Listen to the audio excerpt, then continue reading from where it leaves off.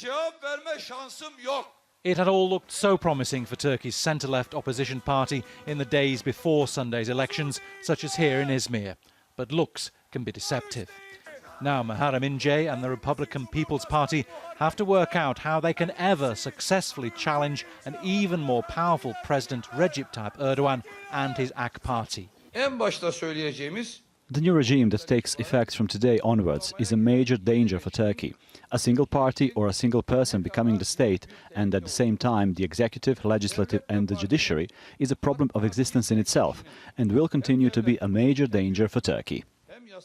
Charismatic and crowd-pleasing, Ince won 30% of votes, which missed his own minimum target by 5%.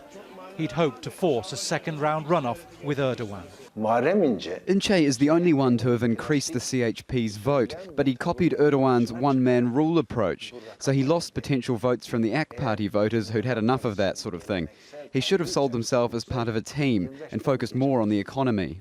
The CHP and other opposition parties will need to revitalise demoralised supporters. I'm not quite sure how much worse it should get to increase opposition votes. We build up our hopes on the CHP, but each election we are disappointed. Muharrem Ince was very good, but the CHP needs to reform.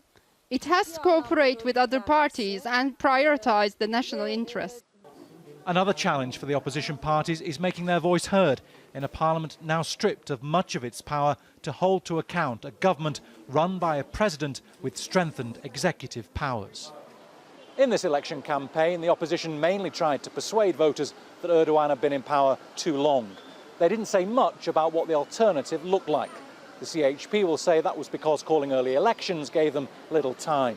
Well, now they've up to 5 years to work out what their vision of Turkey would be. Bernard Smith, Al Jazeera, Ankara.